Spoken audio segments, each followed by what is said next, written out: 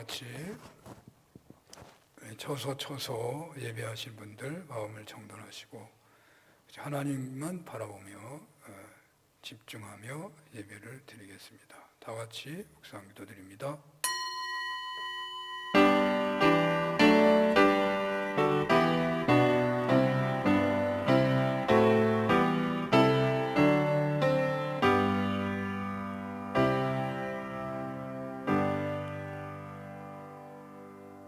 수고하고 무거운 짐진 자들아 다 내게로 오라. 내가 너희를 쉬게 하리라. 나는 마음이 온유하고 겸손하니 나의 멍에를 메고 내게 배우라. 모든 만물을 창조하시고 보시기에 좋았다 하신 하나님 아버지, 단절된 관계를 회복시키시고자 십자가 지시고 부활하신 은혜의 예수님, 이 모든 것을 믿게 하시고 알게 하시고 따르게 하시는 성령 하나님, 찬양과 감사와 영광을 올려드립니다. 한 번도 경험해 보지 못한 끔찍한 시절을 보내지만 하나님의 참된 신앙인이 되고자 하는 열심으로 처소에서 그리고 예배당에 모여서 저희들의 모든 것을 선하게 섭리하시는 하나님께 감사로 예배 드리오니 저희 예배를 받아주시옵소서. 무겁고 감당하기 어려운 문제까지도 눈물로 간구하며 하나님 앞에 내려놓습니다. 주님 앞으로 가져온 모든 것 주님 맡아주시고 평안과 안식을 주시옵소서. 예수님 이름으로 기도합니다. 아멘.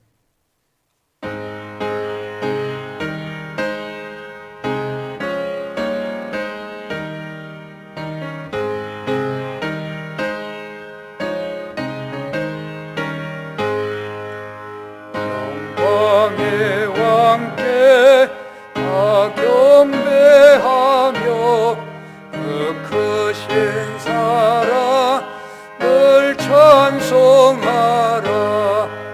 예부터 영원히 감방되시니 그 영광의 주를 다 찬송하라. 능력과 은혜 다 찬송하라. 그 옷은 햇빛 그 집은 궁창 그 노래는 소리로 준호하시고 폭풍의 날개로 달려가신다. 아름답고 놀라운 일이 가득한 이 땅 다 주의 조화. 그 힘찬 명령에 더 잡히나니 저 푸른 바다는 꽃자락이라. 같이 연약한 인생 주 의지하여 늘 강건하리. 온 백성 지으신 만왕이시니 그 자비 영원히 변함없소라.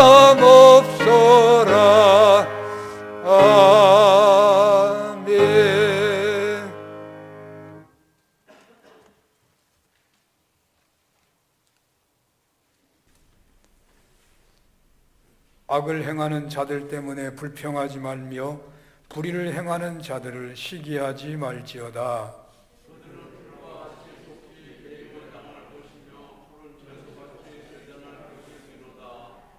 여호와를 의뢰하고 선을 행하라. 땅에 머무는 동안 그의 성실을 먹을거리로 삼을지어다.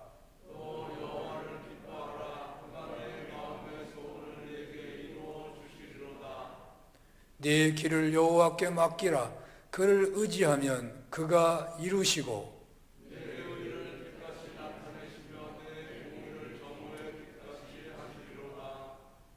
여호와 앞에 잠잠하고 참고 기다리라.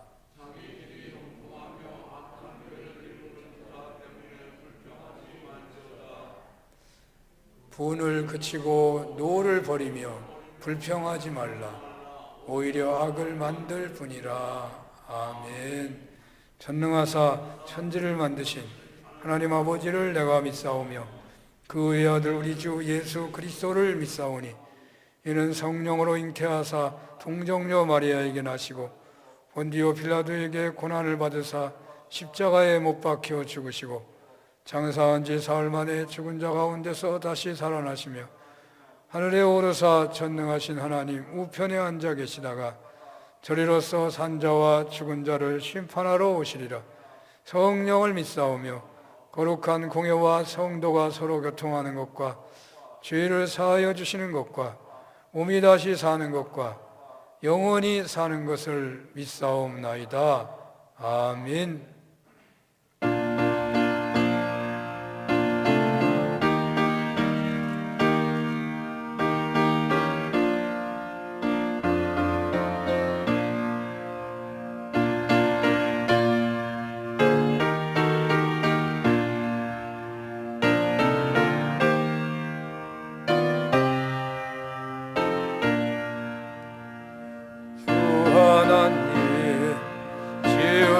모든 세계 내 마음속에 그리어볼 때 하늘의 별 울려 퍼지는 데서 주님의 권능 우주에 찬네. 주님의 높고 위대하심을 내 영혼이 찬양하네. 주님의 높고 위대하심을 내 영혼이 찬양하네. 숲속이나 험한 산골짜기에서 지저귀는 저 새소리들과 고요하게 흐르는 시냇물은 주님의 솜씨 노래하도다. 주님의 높고 위대하심을 내 영혼이 찬양하네. 주님의 높고 위대하심을 내 영혼이 찬양하네. 주 하나님 독생자 아낌없이 우리를 위해 보내주셨네. 십자가에 피 흘려 죽으신 주 내 모든 죄를 대속하셨네. 주님의 높고 위대하심을 내 영혼이 찬양하네. 주님의 높고 위대하심을 내 영혼이 찬양하네. 내 주 예수 세상에 다시 올 때 저 천국으로 날 인도하리. 나 겸손히 엎드려 경배하며 영원히 주를 찬양하리라. 주님의 높고 위대하심을 내 영혼이 찬양하네.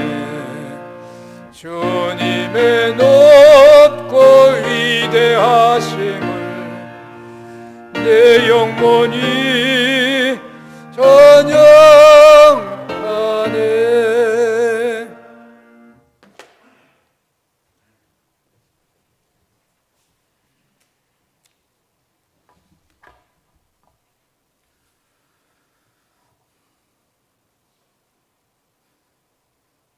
사랑과 은혜의 하나님 아버지, 부족하고 연약하여 늘 흔들리는 저희들을 하나님의 귀한 자녀로 삼아주시고 저희들이 환난을 겪을 때마다 피난처와 큰 도움이 되어주시는 하나님의 은혜에 찬양과 영광을 올려드립니다.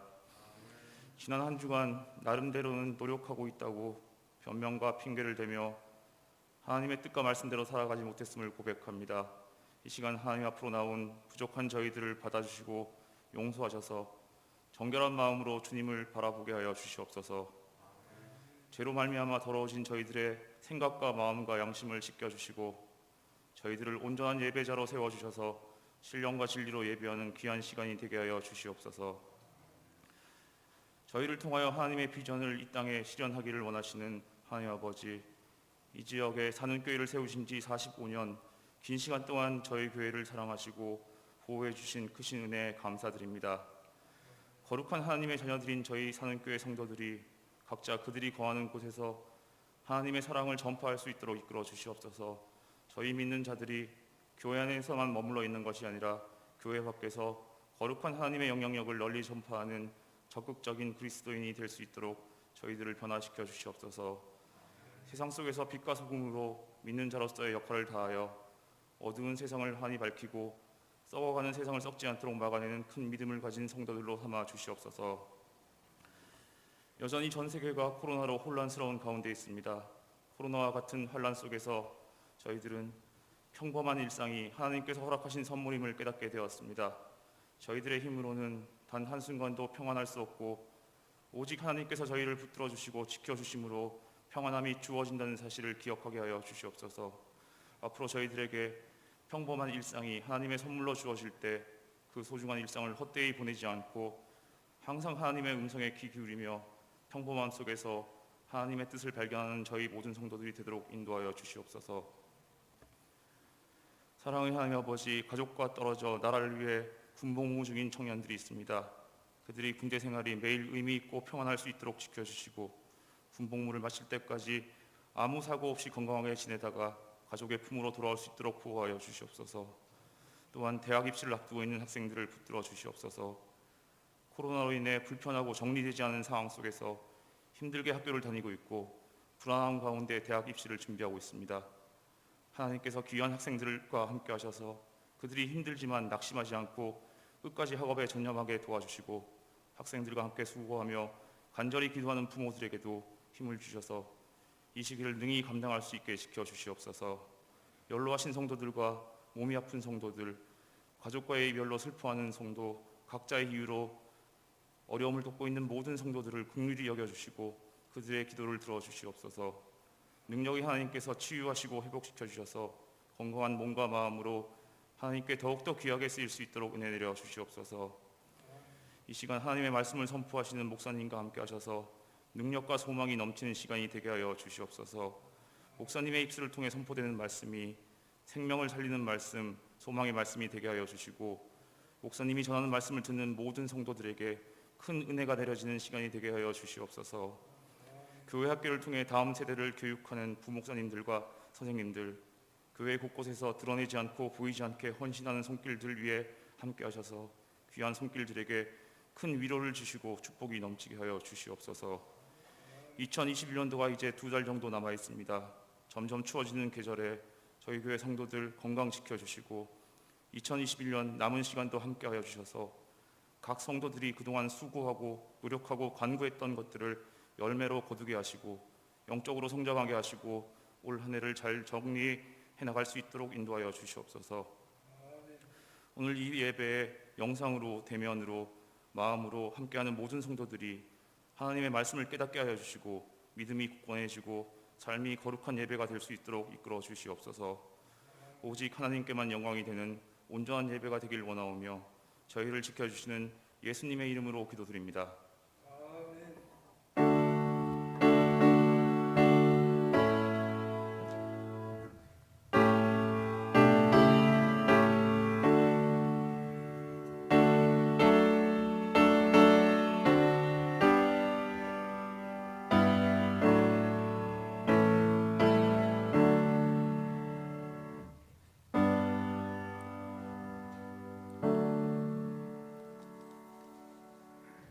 이 시간 우리에게 주시는 하나님의 말씀은 출애굽기 20장 7절입니다. 출애굽기 20장 7절 한 절만 함께 우리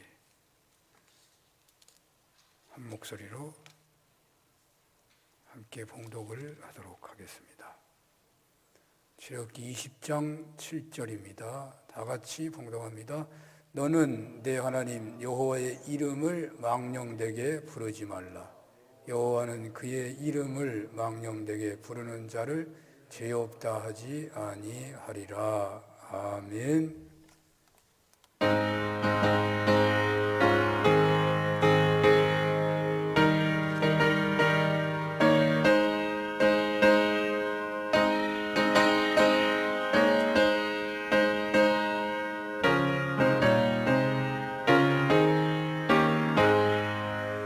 예수도 알기 원하니 크고도 넓은 은혜와 계속해 주신 사랑을 간절히 알기 원하니 내 평생의 소원 내 평생의 소원 계속해 주신 사랑을 간절히 알기 원하네. 성령이 스승되셔서 진리를 가르치시고 거룩한 뜻을 깨달아 예수를 알게 하소서. 내 평생의 소원 내 평생의 소원 계속해 주신 사랑을 간절히 알기 원하네. 성령의 감화 받아서 하나님 말씀 배우니 그 말씀 한 절 한 절이 내 맘에 교훈 되도다. 내 평생의 소원 내 평생의 소원 계속해 주신 사랑을 간절히 알기 원하네. 예수가 계신 보좌는 영광에 둘려 있도다. 평화의 왕이 오시니 그 나라 왕성하도다. 내 평생의 소원 내 평생의 소원 계속해 주신 사랑을 간절히 알기 원하네. 아멘. 이 시간에는 출애굽기 20장 7절 한 절 본문으로 하나님 여호와의 이름을 망령되게 부르지 말라. 십계명이죠. 제3계명의 말씀을 제목으로 주님의 말씀을 증언하겠습니다.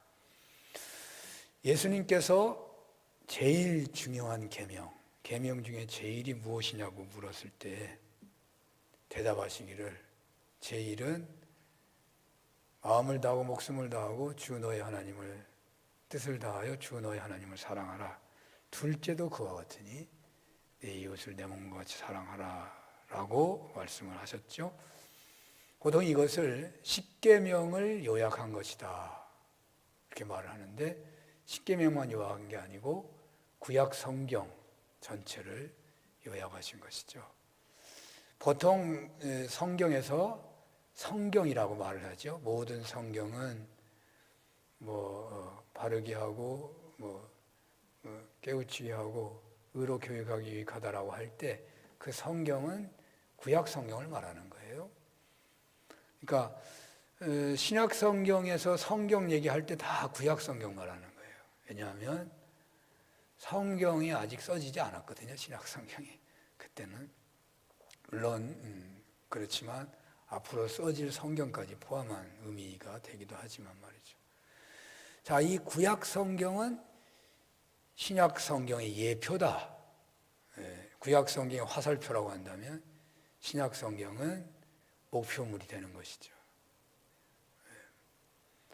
그래서 보통 구약 성경을 신약 성경의 그 말씀을 관점으로 해서 해석하는 경우가 많죠. 제3계명을 우리가 보고 있습니다만은 이 3계명은 1계명에서 4계명에 포함되는 거죠. 1계명에서 4계명은 하나님을 마음을 다하고 목숨을 다하고 힘을 다하여 사랑하라 하는 말씀이고 5계명에서 10계명까지는 내 이웃을 내 몸같이 사랑하라 라는 것을 구체적으로 행하는 말씀이 나와 있는 것이죠. 그래서 저는 오늘 본문인 이 3계명을 하나님을 사랑하고 공경하는 방향으로 보아야 하겠다고 생각합니다. 자, 보통 사람들이 실수하는 게 있죠. 그것은 뭐냐면 서로가 친밀해지면 말을 이렇게 쉽게 하는 경향이 있어가지고 그런데 그러다가 그만 그 친밀한 관계가 깨지는 경우가 있는 것이죠. 그런데 반대로 친밀해지고 싶은데 계속 말을 그렇게 어렵게 하게 되면 친한 것 같은데 정말 친해지기가 쉽지 않은 것 또한 사실입니다. 그래서 인간의 이게 한계예요. 친해하고 싶지만 정말 친하다 보면 관계가 깨지게 되고 또 그게 깨지는 것이 두려워서 뭐 이렇게 말을 좀 조심하게 하다 보면 더 친해지지 못하는 그런 한계가 있는 경우가 많죠. 자, 하나님께서는 당신의 백성과 친밀하기를 원하신다고 그랬죠. 우리가 믿는 하나님은 우리가 친밀하기를 원하셔요. 친밀하게 교제하기를 원하시는데 그런데 이렇게 우리가 친밀하게 되다 보면 함부로 하나님을 욕되게 하는 그래서 하나님을 망령되게 일컫게 되고 또 그것 때문에 하나님 앞에 그 사람이 해가 되는 경우가 많기 때문에 아마 그래서 하나님께서는 하나님을 언급하는 1, 2, 3 계명에서 1, 2계명은 하나님과 인격적인 친밀한 교제를 위한 말씀을 하셨다면 3계명에서는 하나님의 이름을 망령되이 부르지 말라 그렇게 하신 것 같이 느껴집니다. 자, 여러분 성령의 9가지 열매가 얼마나 대단한 것입니까? 그런데 마지막 열매가 뭐죠? 절제라는 열매죠. 근데 사실 절제는 무슨 열매인가 하는 생각이 들 만한 거잖아요. 그 앞에 있는 내용들은 다 대단한 열매잖아요. 사랑, 희락, 무슨 온유, 충성, 뭐 대단한 열매인데 마지막에 절제라는 것은 조금 좀 값이 떨어지는 열매같이 느껴지기도 하죠. 그러나 그 모든 열매를 열매되게 하는 것이 절제 열매가 분명합니다. 자, 이와 같이 하나님께서 우리와 친밀하기를 원하시는데 그래서 어떤 장벽도 없이 교통교제하기를 원하시는데 그러나 그 친밀함이 한동안 끝나는 것이 아니라 계속해서 주님 앞에 갈 때까지 그 친밀함을 하나님은 우리와 나누시기를 원하셔서 내 이름을 망령되게 일컫지 말아라 그렇게 말씀하신다는 것이에요. 이렇게 계속해서 친밀한 인격적 관계를 원하셔서 주시는 이 제3계명은 우리에게 어떤 의미가 있는 말씀이겠습니까? 그냥 망령되 일컬지 말아라 그 말 자체로도 의미가 있지만 그렇다면 이 말씀이 오늘 우리에게 주시는 계시는 무엇이겠습니까? 하나님께서는 우리에게 찬양을 할 때 어떻게 찬양하라고 하죠? 마음과 정성을 다해 찬양하라, 힘껏 찬양하라 하지만 그 찬양하라는 말 중에 가장 중요한 의미 뜻이 또 뭐가 있냐면 새 노래로 찬양하라 그러죠. 하나님 우리에게 새 노래로 찬양하라. 그래서 저는요, 하나님께서 우리에게 주어지는 계시, 이미 주어진 계시, 이미 설교된 계시, 그런 계시를 따라서 우리가 설교하는 것도 좋은 것이지만, 그러나 그 계시에 따라 어떤 새롭게 주어지는 계시로 하나님의 말씀이 선포되기를 하나님 원하시지 않느냐. 그래서 늘 그런 방향을 자꾸만 하나님 말씀에서 찾곤 하는 것이죠. 그래서 제1계명인 나 외에 다른 신을 주지 말라는 말씀에서 오직 하나님 한 분만을 섬기라는 말씀이라고 하겠지만, 더 나아가 이 세상에 수많은 잡신들이 있고 유일신이라고 하는 그런 고등 종교의 신들도 있지만, 그 모든 신들 중에서 오직 여호와 하나님만이 피조물과 친밀하게 계약을 맺으시고 피조물과 교류하시고 교제하시는 유일하신 하나님이시라는 것을 말씀을 드렸죠. 그래서 삼위일체 하나님을 인격적인 관계에서 믿고 따르고 교제하는 신앙 고백이야말로, 그런 태도로 하나님을 섬기는 것이야말로 오직 유일하신 하나님을 믿는 것이 된다라는 의미에서 말씀을 드린 바가 있어요. 두 번째로, 우상을 만들지 말라는 말씀은 형상이 없으신 하나님 외에 형상이 있는 우상 신들을 믿지 말라는 의미가 있겠지만, 그런 의미에서 더 나아가서 하나님을 우상으로 만들어서, 그러니까 사람이 하나님을 자신의 편의대로 믿지 않아야 한다고 했어요. 하나님은 어떤 경우에도 우상으로 만들지 말아야 하겠기에 인간들이 하나님을 제한하는 조금의 실수도 없어야 하겠다라고 했죠. 삼위일체 하나님을 우상으로 만들어 인간의 편의대로 결코 믿어서는 안 되며, 삼위일체 하나님과 인격적인 사랑의 교제 속에서 하나님의 말씀을 기쁘게 따르는 중에 천대까지 하나님의 은혜를 받아 다음 세대를 신앙 용사로 세워야 하겠다라는 의미에서 말씀을 드린 바가 있습니다. 이렇게 제1, 2계명을 인간과 인격적인 관계를 나누시는 하나님만이 유일하신 하나님이시고, 그 하나님과 인격적인 관계를 맺는 가운데 그 하나님을 사랑하고 그 말씀에 순종하는 신앙인이 하나님을 잘 믿는 신앙인이라는 말씀을 드린 것인데, 이렇게 되다 보니까 하나님과 친밀한 관계를 나누게 되다 보니까 하나님을 망령되게 부를 위험 요소가 많아지게 된다는 것이에요. 그래서 내 하나님 여호와의 이름을 망령되게 부르지 말라라고 하셨는데, 이 제목의 말씀에서 오늘 주님은 우리에게 무슨 말씀을 하시는 것이겠습니까? 십계명에 대한 대체적인 해석을 따른다면 1, 2, 3계명은 예배와 관련을 지어서 해석을 합니다. 사실 하나님을 사랑한다는 것, 하나님을 공경한다는 것을 인간이 행한다고 할 때 아마도 예배가 중심이고 어찌 보면 전부일 수도 있습니다. 그래서 1, 2, 3계명을 예배와 관련시켜서 1계명은 유일하신 인간들의 유일한 예배의 대상이 오직 여호와 하나님만이다라는 것이고, 2계명은 우상을 만들지 말라고 했는데 이것은 예배의 방법에 대한 말씀이고, 또 하나님의 이름을 망령되이 일컬지 말라는 말은 예배의 태도를 말하는 것이다. 이렇게 쉽게 해석을 할 수 있죠. 하지만 저는 새 노래로 찬양하라는 말씀처럼 새 시대의 말씀을 선포하고자 하는 새 계시로, 이 새 계시의 말씀으로 선포하고자 하는 말씀에서 이 3계명을 바라보고자 하는 것입니다. 물론 이 새로운 의미만이 전부가 아니니까 지금까지 살펴보고 있는 전통적인 방법을 살펴보고 그 다음에 새로운 계시에 대한 것도 살펴보려고 하는 것입니다.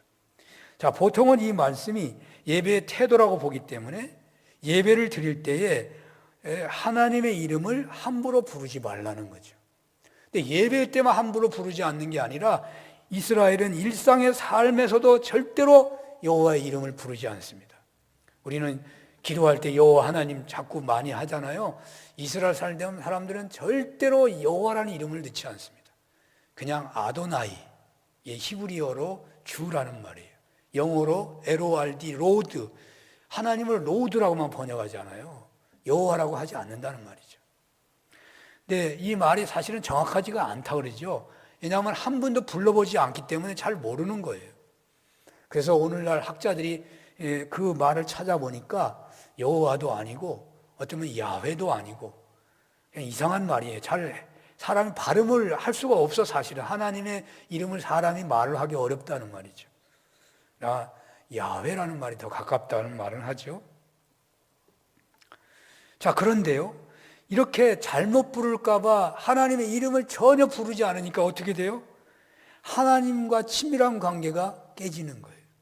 구약시대에 이스라엘 사람들의 하나님 관계가 친밀했습니까? 친밀하지 않아요. 왜냐하면 이름을 못 부르니까. 우리 사람도 안 그래요? 여러분 친하다고 생각하는데 이름 모르는 사람 있어요? 여러분 이름을 모르면 친해질 수 있어요? 아, 저 사람 나하고 친해. 근데 나 저 사람 이름도 몰라. 그러면 친해요? 절대 안 친해요. 친한 사람이 아니에요. 이름도 모르면 친할 수가 없어요. 그러니까 하나님의 이름을 안 부르면 어떻게 친해질 수가 있겠어요? 그런데 하나님의 이름을 함부로 부르면요, 그 친밀함이 깨져버리기 때문에 그 깨지는 것이 두려워서 이스라엘 사람들은 아예 부르지도 않은 것이죠. 자, 그래서 망령되이 일컬지 말아라 하는 말은 하나님 이름을 함부로 부르지 말라는 말이죠. 또 예배의 태도에서 우리가 하나님이 살아계신 하나님이고 위대하신 하나님이시고 우리를 사랑하시는 유일하신 하나님인데 그 하나님을 함부로 대하는 것, 그래서 예배를 드릴 때 신령과 진지로 예배하는 게 아니라 형식적으로 남 보기에 기도하고 남 보기에 찬양하고 남 보기에 헌금하고 남 보기에 의식하면서 봉사한다면 그는 하나님의 이름을 함부로 부르는 것이 되는 것이다. 또 하나님의 이름을 자기의 뜻을 포장하기 위해서 상대방에게 신뢰감을 주기 위해서 하나님의 이름을 도용하는 경우가 있어요. 옛날에 그랬잖아요. 청문회 때 성경책 들고 나와가지고 나는 이 성경을 믿고 나는 하나님을 믿는 사람이기 때문에 내 말은 절대로 거짓이 아닙니다. 그렇게 말하면요, 하나님의 이름을 만원히 여기는 거예요. 감히 자기의 진실을 드러내려고 하나님의 이름을 끄집어들여서 말을 해? 그러면 안 되는 거예요. 또 자신의 계획을 정당화하려고 또 자기가 선한 일을 했는데 그 한 일을 하나님께 영광을 돌려야 하는데 자기가 그 하나님의 이름을 차지한다든지 이런 것이 다 하나님의 이름을 망령되이 부르는 것이라는 거예요. 그런데 저는 오늘 또 하나님과 인격적인 관계에서 이 계명을 다뤄보려고 하는 것입니다. 물론 이것은 성경 공부를 하고자 하는 말이 아니에요. 이스라엘이 대속죄를 보낸 후에 하나님께서는 레위기 19장 말씀을 주셨는데 그 말씀 중심이 십계명이었다는 말이죠. 물론 출애굽기에 나오는 것처럼 돌판에 계명을 받아온 그런 말씀처럼 그냥 레위기가 십계명 1, 2, 3, 4 이렇게 딱 인용해서 전하는 것이 아니라 너희들은 이런 말씀대로 살아야 한다 하면서 그 말씀 속에 십계명이 나오고 있다는 말이에요. 그러니까 레위기는 십계명의 말씀을 생활화하라는 거예요. 여러분 아무리 좋은 거라 하더라도 다이아몬드를 하더라도 땅속에 묻혀 있거나 장롱 속에 있다면 의미가 없는 거예요. 십계명이 아무리 대단하더라도 그냥 어디 계명으로 돌판에 새겨가지고 바라만 본다면 무슨 의미가 있어요? 내가 생활화가 돼야 그 말씀이 능력이 되는 거 아니겠어요? 그래서 레위기가 대단한 거예요. 십계명을 생활화하고 있는 거거든요. 자, 그 계명의 생활화하는 차원에서 우리는 추석 명절에 유일신 하나님의 말씀에 대해서 유일신 하나님만 섬겨한다 그런 취지로 말씀을 전했잖아요. 이거 하나님이 그렇게 말씀을 계시하는 거예요.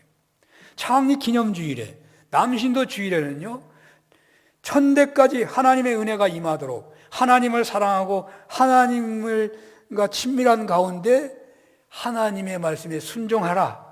그러면 1000대까지 은혜를 누린다고 말씀하셨어요. 그리고 이제 내 하나님 여호와의 이름을 망령되이 부르지 말라. 이렇게 오늘 말씀이 주어지고 있어요. 오늘 이 말씀은 어떤 의미가 있는 것이겠습니까? 저는 말씀 앞에서 성령의 9가지 열매를 언급했죠.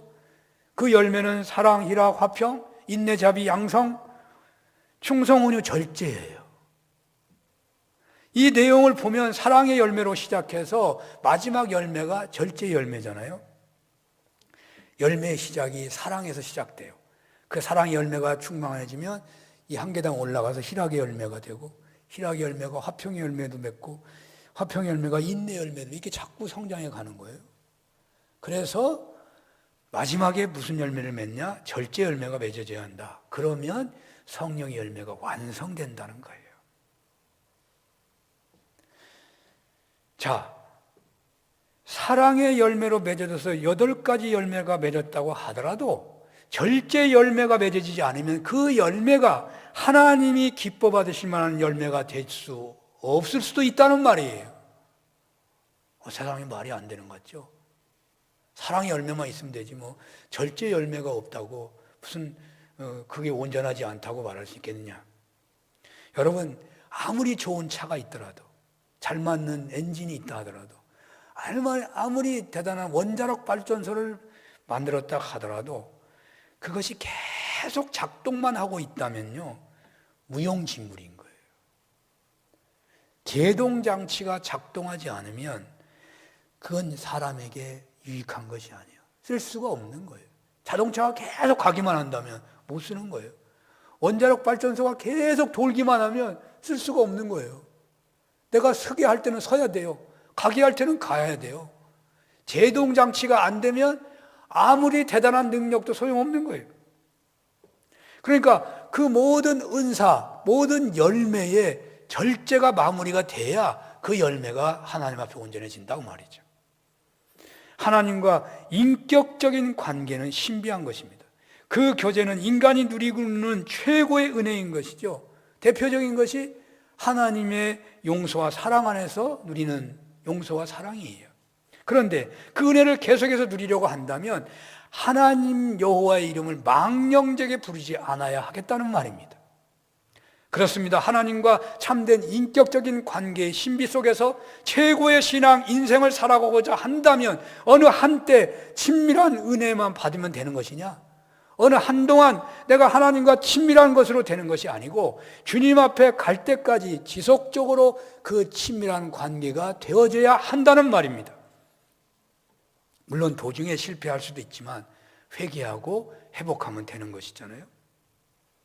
그래서 그 온전한 인격적 신비를 체험하고 계속 이어가려고 한다면 결단코 하나님의 이름을 망령되게 부르지 않아야 한다는 말이에요. 그래서 이 3계명이 중요하게 주어지는 것입니다. 사랑과의 친밀함이 어떻게 해서 깨지는가요? 여러분 잘 아시죠? 한 번 말자 못하면 깨지더라고요. 저는 지금까지 살아오면서 매우 조심성 있는 삶을 살았다고 생각합니다. 그래서 물론 제가 말 한마디 때문에 여러분들 상처받기도 하는 경우가 있을 거예요. 근데 그렇게 조심성 있게 살아가게 된 것은 그렇게 살아가서 그런지 실수한 것을 지금도 저는 기억을 해요. 물론 뭐 심각한 실수를 기억하는 거죠. 그래서 그와 같은 일이 발생하게 될 위험성이 벌어지면요, 그 생각이 떠올라요. 경고등이 켜져가지고 그래가지고 조심하게 되더라고요. 한 가지만, 제가 여러 가지가 있는데 한 가지만 소개해 드린다면, 제가 나한저촌에서 살았다 그랬죠. 제가 중학교를 졸업하고 음성 나한저촌에 들어갔어요. 근데 제가 중학교 3학년 때까지만 키가 컸어요. 지금 키가 너무 작다고 말을 하지만, 근데 3학년 때까지만 키가 컸기 때문에 중3 때 키가 지금 키고, 옛날에는 이 정도 크면 작은 키가 아니었어요. 네. 그래서 어른 티도 나고, 그리고 그 당시에 뭐 어떻게 살 길을 찾아보려고 저는 이제 독학을 하면서 그냥 독학할 수 없으니까 양계를 하면서 내가 공부를 해야 되겠다. 그리고는 거기 양계를 하려고 내려간 거죠. 아는 분이 있어가지고. 근데요, 그 마석 성생농장에 살았는데 그곳에 사람들이요, 정상인이 오면은 처음에는 좀 부끄러워하기도 하고 경계하기도 하는데 조금 사귀게 되면 이렇게 친절하게 대하는 분들이 있더라고요. 당시 저는 한 젊은 아저씨의 관심과 큰 사랑을 받았어요. 그 사람이 얼마나 잘해주는지 너무너무 좋더라고. 그분은 거의 뭐 정상적인 사람이더라고요. 손만 좀 꼬부라지고 있는데. 근데 제가 뭐 인사를 잘하고 그러니까 또 정상인이 나한자촌에서 섞여 살아가는 모습이 좋아 보였겠죠. 저는 그 아저씨와 흉어물 없는 관계로 재미있게 지냈어요. 그분을 하루 만나는 게 그렇게 좋더라고요. 아는 사람 하나도 없는데 그 나이에 뭐 누가 나를 친구 삼아 주겠어요? 그런데 그 양계장이 있고 돼지 농장이 있기 때문에 그 동네는 큰 사료차가 하루에 한 번씩 들어와요. 큰 사료차가. 사료차가 들어오면 방송을 해. 사료차가 왔습니다. 그러면 이제 젊은 사람들 사료를 내리러 가는 거죠. 저도 이제 젊은 사람에 속하니까. 그러나 저는 뭐 아직 뭐 그 정식 멤버가 아니니까 그리고 힘도 없으니까 이제 가끔 가는 거죠. 가면은 그 아저씨를 만나요. 얼마나 보고 싶고 좋은지. 근데 이 사료를 내리기만 하는 게 아니라 끝나고 나면 이 빵도 먹고 막 그러거든요. 빵 하나 먹는 게 그렇게 좋은 거예요. 네. 근데 이분이 장사예요. 사료를 내리는데요. 10푸대를 어깨에 내려요. 10푸대면 한 200kg, 250kg인가 그래요. 저는 2개 겨우 매겠더라고요. 2개. 그러다 조금 늘어나니까 4개까지 매고 내리더라고요. 4개까지 제가 매봤어요. 2개는 보통 이제 좀 되니까 메고 다니겠더라고요. 그래서 저는 그런 거 잘 들어요. 세민푸대도 사실은 그냥 손으로 딱 들어 올리거든요. 그 연습해서 그런가 봐. 쉽게 들어 올려요. 근데, 그렇게 이제 사료 내리러 갔는데 그분하고 이렇게 옆에서 일을 하다가 나도 모르게 이런 말을 했어요. 아저씨라고 하는 말을 해야 되는데 이 사람아 하는 말을 해버렸어요, 제가. 아유, 세상에. 제가 그때 학생이어가지고 저는 새로운 말을 자꾸 이렇게 써보고 싶은 거예요. 여러분 학생 시절을 생각해 보십시오. 남이 쓰지 않는 말을 자꾸 하고 싶은 거예요. 편지를 쓰더라도 다른 말을 자꾸 쓰고 싶어. 그게 말을 배우는 거잖아요. 아, 이 사람 말하는 말을 다른 사람이 하니까 좋아 보이더라고. 그래서 나도 모르게 이 사람아 했는데, 아이 세상에 이 사람이 아니지. 이 아저씨가요, 정색을 하고 화를 내더라고. 그동안 내가 너와 친한 사이가 해서 그렇지. 네가 형편이 어려워서 이곳에 온 학생이라서 내가 가만 두지 않을 것인데 내가 참는다 하면서 얼굴을 확 돌리고 가버리시더라고. 나는 그때요, 내가 말을 잘못한 것인 줄 알았어요. 나보다 10년 이상이나 어른인데 내가 그 사람에게 이 사람이라고 했잖아요. 그 망령된 말 한마디가요, 친절한 아저씨와 영원히 멀어지고 말았어요. 그 뒤로 다시는 가까이 질 수가 없었어요. 엄청난 상처더라고요. 말 한마디 말이요, 망령된 말 한마디 말이 인간관계를 망가뜨려요. 하나님과 우리 사이에도 인격적인 관계인 거예요. 사람과 사람 관계가 좋으면 그 인격적 관계라는 거예요.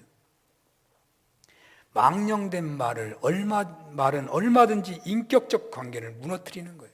어떻게 해야겠습니까? 하나님과 인격적인 관계를 계속 유지하려고 한다면 어찌해야 되겠습니까? 하나님을 향하여 망령된 말을 하지 않아야 된다. 하나님을 망령되이 일컫게 되는 행동을 하지 않아야 된다. 하나님의 이름을 도용하거나 하나님의 멍에를 내가 가로채는 행동을 해야 하지 않는다 하면서 항상 불을 켜놓고 살면 되겠습니까? 어찌해야 되겠습니까? 예수님께서는요, 행동보다 마음이 중요하다고 하십니다. 예수님은 행위보다 동기를 중요하다고 보십니다. 산상수훈의 팔복을 보면 겉의 행위가 중요하보다는 마음이 중요하다고 하십니다. 그래서 겉으로의 가난한 것보다 마음이 가난한 것이 더 중요하다는 거예요. 온유하다는 거 하는 것도요, 마음이 온유해야 된다는 거예요. 겉으로만 온유하면요, 화나는 일이나 손해보는 일이 있으면 그냥 튀어나오게 돼 있어요. 마음이 온유해야 그 사람이 피해를 당해도 그 사람이 온유한 거예요. 온유한 거예요. 그렇습니다. 망령되게 하나님의 이름을 부르지 않으려면 외적인 노력, 훈련 중요합니다. 그러나 부족해요. 마음이 새로워져야 돼요. 마음이 새로워져야 돼요. 어떻게 마음이 새로워지는 거예요? 저는 요즘에요, 영적 스승 한 분을 책으로 만나고 있어요. 제가 로이드 존스가 영적 스승이라고 했었는데, 언젠가도 많이 인용한 그분의 그러니까 브루스라는 분인데, 그분을 아예 스승으로 생각하기로 했어요.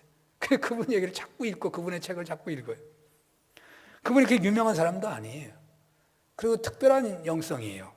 이 사회가, 이 교회가 전부 받아들이기가 어려운 영성이에요. 근데 거의 저녁에는 마음에 와닿아요. 그런데 이분이 외국 선교사신데 이분이 어느 날 하나님께로부터 이름을 연구하라 하는 어떤 계시 같은 것을 들었대요. 하나님 왜 이름을 연구하라 그러시지? 이름 그 별거 아닌데? 사전 찾아놓고 찾아보면 그만이잖아요. 그런데요, 이름을 연구하라고 해서 연구를 시작해 보니까 이게 보통이 아니에요. 성경에 이름이 얼마나 많이 나와요. 그 이름이라는 건 이름이라고 써진 이름만이 아니고 아브라함이 되거나 야곱이 이스라엘이 되거나 이게 다 이름이잖아요. 이름이 변하는 거잖아요. 주님 하는 거 그것도 다 이름인 거예요. 예수님 대신에 주님이라고 부른 거예요. 그러니까 이름을 연구하다 보니까 10년이 걸려도 다 안 되더래요. 10몇 년을 이름을 연구했어, 이 사람이요. 그런데 성경에 나와 있는 모든 이름을 다 연구했더니 3가지로만 해석이 되더래요. 단 2번만 아니다 그러더라고. 2번 아닌 건 밝히지 않았더라고. 근데 어떻게 해석이 되느냐? 성품, 명예, 권위로 설명이 되더래요. 모든 이름이 성품과 명예와 권위라는 거예요. 근데 최고 중요한 게 성품이라는 거죠. 그래서 이분이 한 예를 드는 성경 구절이 있어요. 잠언서 18장 10절을 한번 보겠습니다. 우리 18장 10절 한번 읽어볼까요? 여호와의 이름은 견고한 망대라. 의인은 그리로 달려가서 안전함을 얻느니라. 여기 이름이 나오죠. 여호와의 이름. 그리고 의인은 그리로 달려가서 이름으로 달려간다는 말이 될 수 있어요. 그리가 이름이 될 수 있는 거거든요. 여호와의 이름은 견고한 망대라. 의인은 그리로. 그러니까 이름하고 망대하고 같은 거잖아요. 은유법이잖아요. 그러니까 그리로는 어디에요? 이름이요. 이름으로 달려가서 안전함을 얻는다고 말해요. 자, 여러분 성경이 이해가 잘 됩니까? 저는 성경을 제자 훈련하면서 가장 강조한 게 뭐냐면 성경을 국어책 읽듯이 읽으라고 말을 해요. 근데 자꾸만 성경을 자기 신앙으로 읽으려고 그래. 신앙으로 읽으면 성경을 잘 읽는 걸로 착각을 해. 여러분 신앙으로 성경 읽는 거 잘 읽는 게 아니에요. 성경 읽을 때는 국어책처럼 읽어야 잘 읽는 거예요. 그래야 성경에 내가 듣지 못하는 걸 알게 되는 거예요. 자, 여기 보세요. 국어책대로 여호와의 이름은 견고한 망대라. 의인은 그리로 달려가서 안전함을 얻느니라. 아니 이름이 견고한 망대야? 이상해져야 돼요. 이상하지 않아요? 어디 이름이 견고한 망대요? 말이 안 되잖아요. 이 국어로 보면 말이 안 되는 거예요. 그래서 우리는 어떻게 해석해요? 이름은 벌써 사전에서 알고 있는 거예요. 하나님 본질을 말하는 거다. 그러니까 여호와는 망대시고 견고한 망대시고 여호와께로 달려가면 우리가 안전합니다. 그렇게 해석하고 끝나버리는 거죠. 이거 틀린 말은 아니겠죠. 그러나 이것으로 부족하다는 말이죠. 이분의 이름의 연구에 따라서 가면 훨씬 다양한 계시를 받게 된다는 말이죠. 이분의 하신 말씀에 따라서 여기 이름의 성품을 한번 대입해 보는 거예요. 대입하면 이렇습니다. 여호와의 성품은 견고한 망대라. 의인은 그 성품을 본받기 때문에 안전함을 얻는다.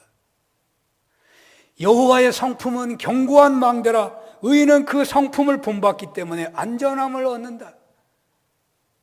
뭐 비슷하다고요? 네, 비슷하기도 하겠지요. 그러나 덜은 풍성함의 은혜가 다가온다고요. 차이가 있다고요. 차원이 다른 게 있다고요. 왜냐하면요, 여호와의 이름하고 여호와하고 본질적으로 똑같다고만 해버린다면 여기 이름이란 말을 굳이 넣을 이유가 없잖아요.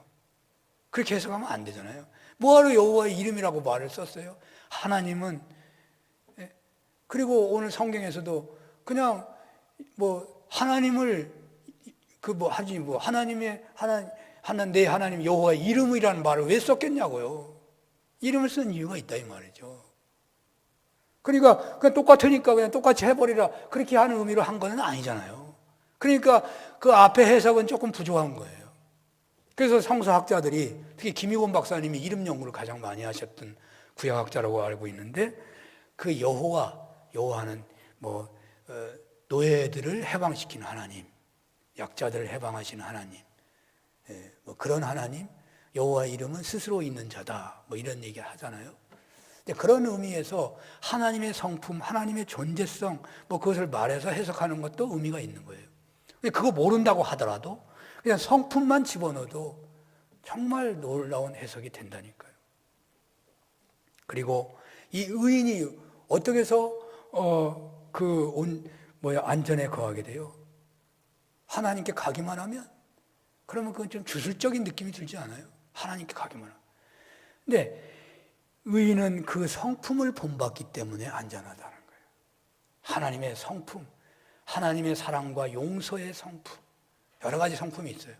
십자가를 지기까지 하시는 성품, 또 전능하심도 다 그 성품 안에 들어가는 거예요.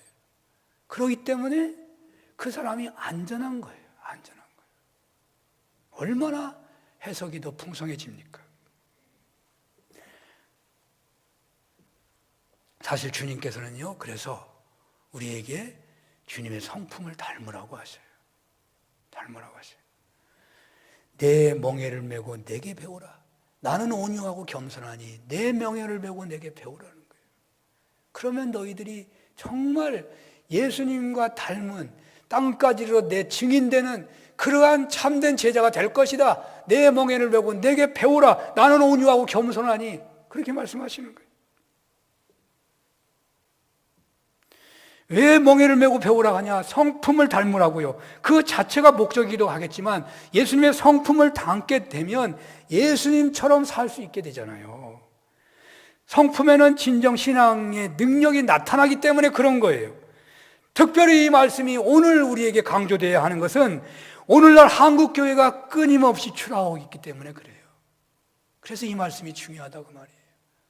여러분 마태복음 7장 22절에서 23절 한번 볼까요?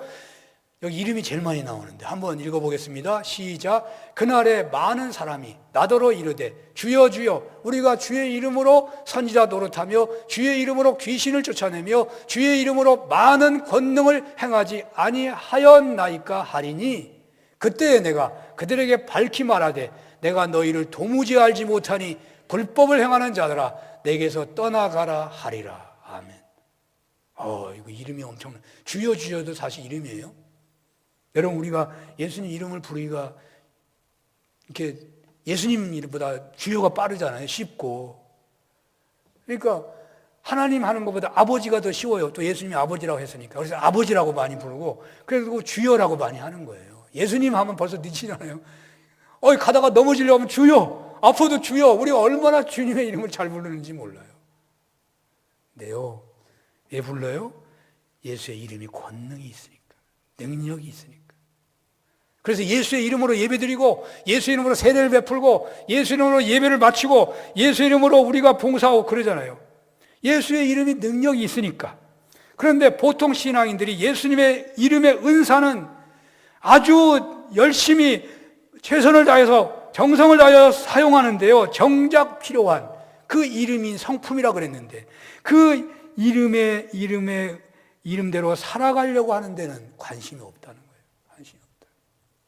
무슨 말씀이냐면 예수님의 이름으로 받은 은사를 드러내서 큰 부흥을 일으키고 큰 기적을 나타내고 큰 이름의 사역자가 되기도 하는데 그 예수님의 이름으로 예수님의 성품대로 살지 못해서 눈에 보이는 부흥은 있지만 그리스도의 향기가 없다는 말이에요. 한국교회 추락이 여기에 있는 거 아니에요? 기적이 있고 부흥도 있는데 악취가 나기도 한다는 말이에요. 그래서 세상에서 얼마나 욕을 하대고 있냐고요. 이것은 아마도 추락하는 한국교회의 단면이고 낙심 잘하고 능력이 부족한 오늘날 우리네 신앙인들의 모습이기도 할 것입니다. 우리는 예수님의 이름을 사용할 수 있습니다. 주님께서 말씀하셨으니 얼마든지 사용할 수 있습니다. 그러나 그 이름을 사용하기 전에 그 이름에 담긴 의미와 중요성을 더 깊이 깨달아야 하겠다는 것입니다. 핵심은 성품입니다. 그렇습니다. 내 하나님 여호와의 이름을 망령되게 부르지 말라. 내 하나님이 여호와의 성품을 망령되게 드러내서는 안 된다. 내 하나님 여호와의 성품을 더럽히는 말을 하지 말아라. 어찌해야 되겠습니까? 말을 조심해서 말을 훈련해서 입술에 파수꾼을 세워서 중요합니다. 그러나 역부족입니다. 우리가 여호와의 성품, 예수님의 성품을 본받는 것이야말로 그래서 무엇보다도 중요하다는 말입니다. 예수님의 성품을 담는 거야말로 여호와의 이름을 망령되이 부르지 않는 최고의 길이 된다는 말입니다. 예수님은 한 번도 하나님의 이름을 망령되게 한 적이 없거든요. 예수님은 본질적으로 하나님의 이름을 높으신 분이에요. 예수님의 모든 삶은 아버지 하나님께서 행하신 것을 그대로 보고 하신다고 하셔요. 요한복음 15장 19절에 5장 19절에 그렇게 말하고 있거든요.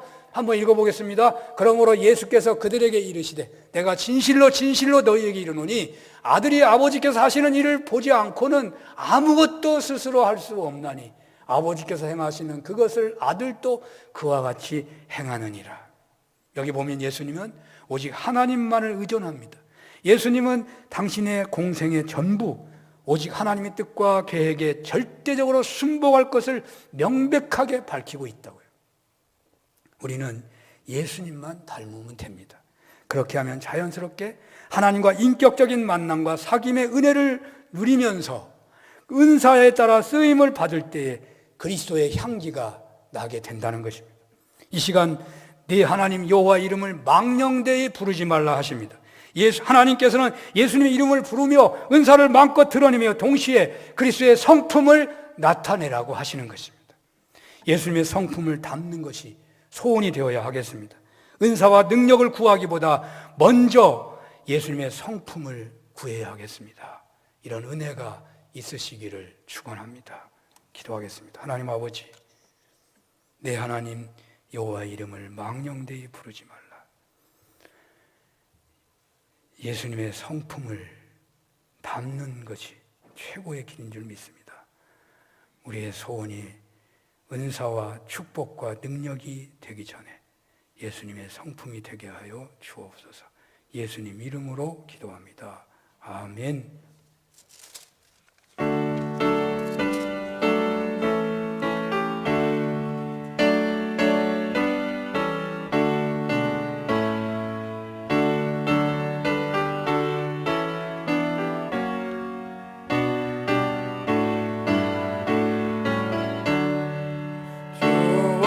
같이 되기를 내가 항상 원하니 온유하고 겸손한 주의 마음 주소서.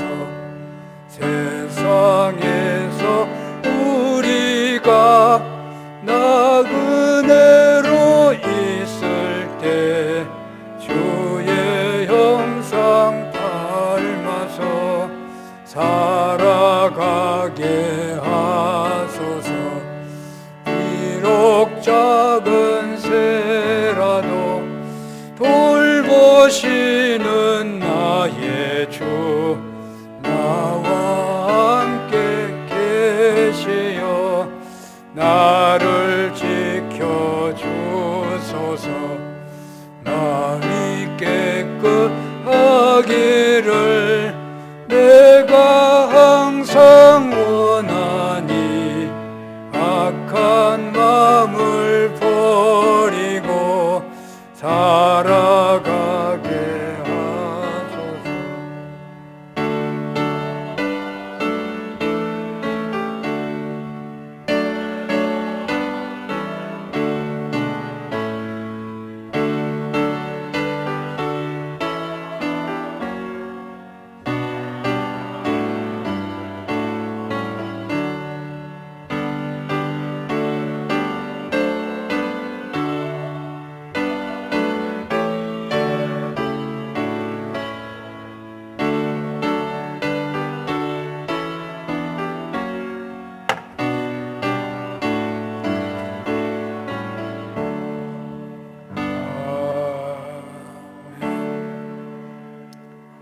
할렐루야. 하나님 아버지, 우리의 몸을 드리는 고백으로 물질을 바칩니다.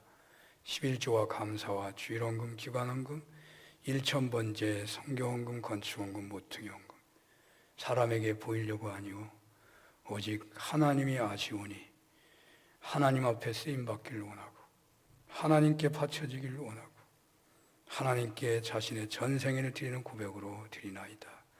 기쁨과 감사로 드리게 하시고 더 넉넉함과 더 풍성함으로 드리는 손길들 되게 하여 주옵소서. 하나님 예배를 통하여 또 교회를 섬기는 모든 손길들 그 정성을 받아 주시옵소서. 예수님 이름으로 기도합니다. 아멘. 교회 소식입니다.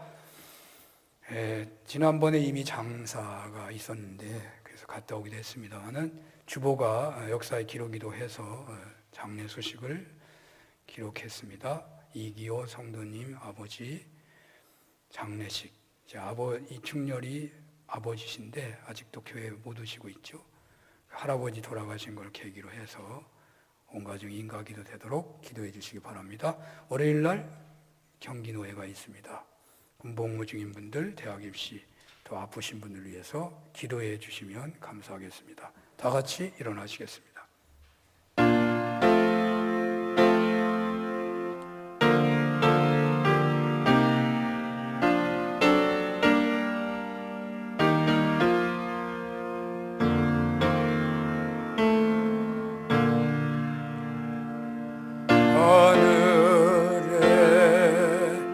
계신 아버지 이름 거룩하사 주님 나라 임하시고 뜻이 이루어지다.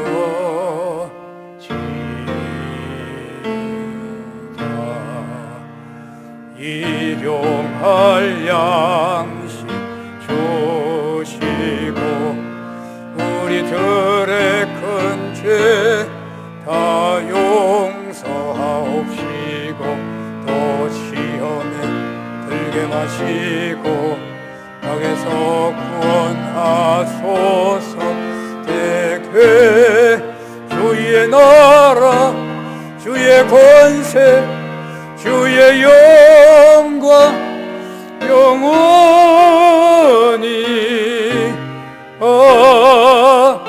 아멘.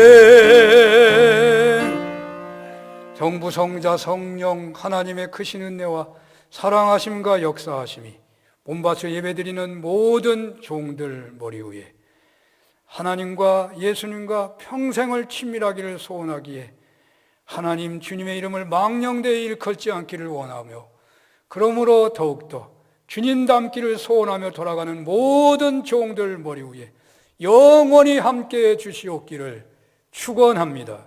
아멘.